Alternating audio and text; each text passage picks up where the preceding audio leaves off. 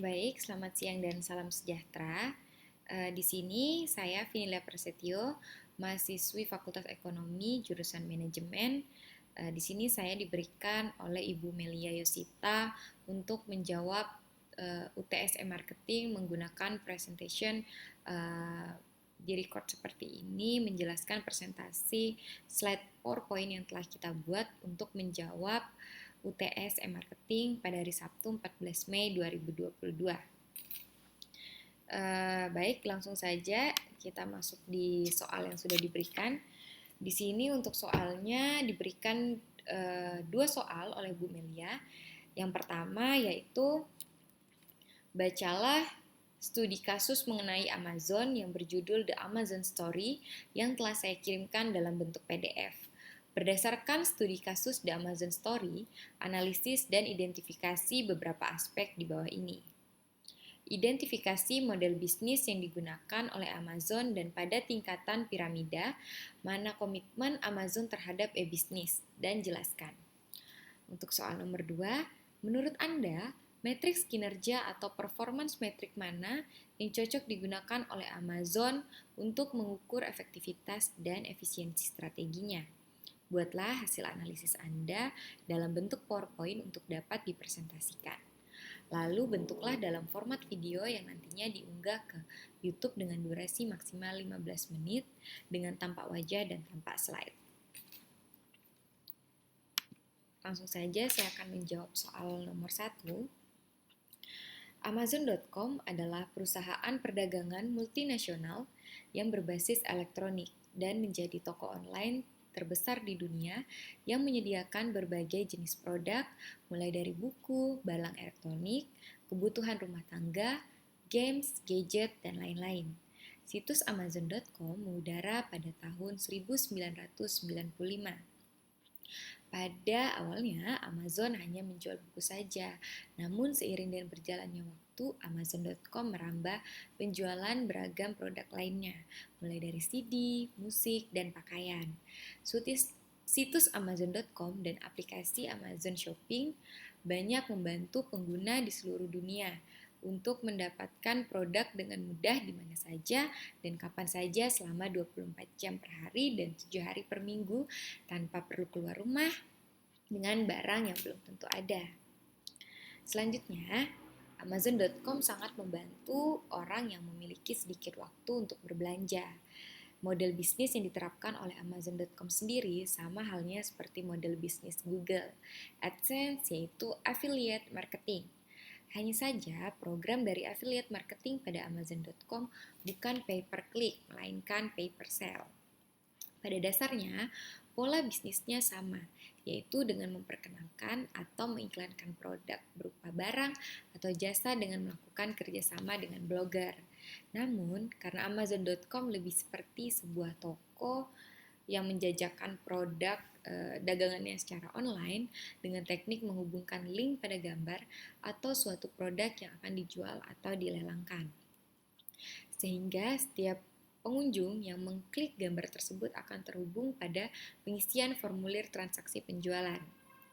Di sini ada 4 model bisnis pada Amazon, yaitu Amazon Web Series, Amazon Prime, iklan, dan toko online serta offline.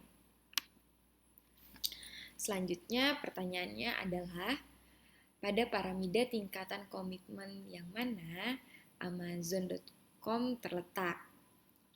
Untuk piramida tingkatan komitmen terhadap e-bisnis sendiri terdiri dari 4 level.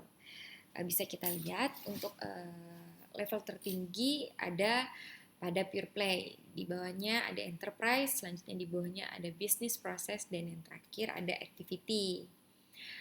Untuk Amazon sendiri berada pada piramida tingkatan komitmen pure play atau level paling atas terhadap e-business model, yang artinya adalah tingkat komitmen berada pada posisi yang paling atas, maka tingkat komitmen terhadap e-bisnis akan semakin baik dan semakin tinggi tingkat integrasi strategi organisasi, bisnis dengan teknologi informasi dan komunikasi. Jadi, semakin ke atas, maka keterlibatan terhadap internet adalah semakin erat.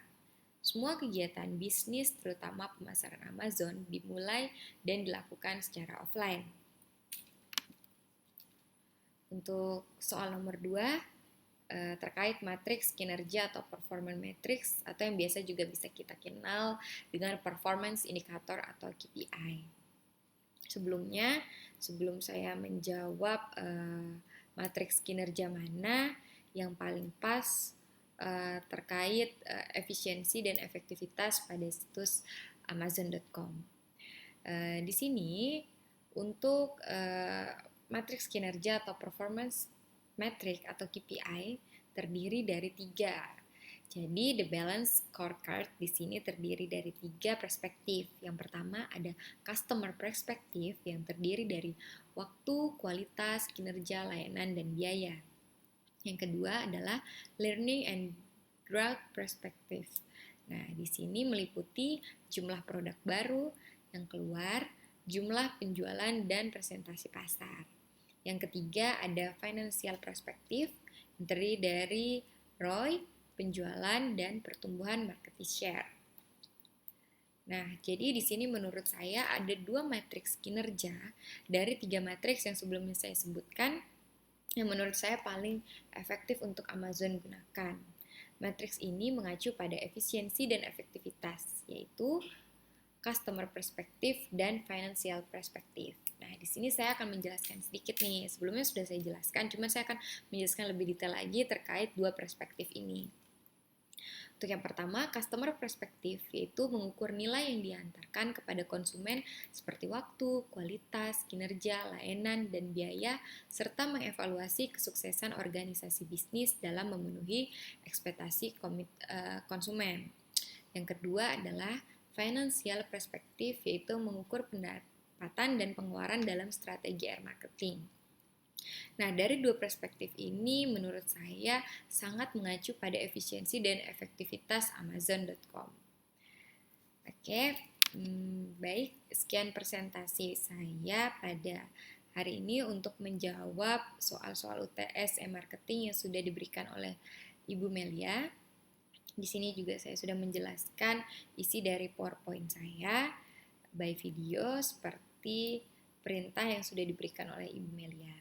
Semoga presentasi saya dapat berguna dan terima kasih juga saya ucapkan untuk Ibu Melia yang sudah memberikan arahan melalui video YouTube yang dikirimkan oleh Ibu terkait penjelasan e-business model dan e-marketing untuk menjawab soal-soal UTS yang sudah diberikan oleh Ibu.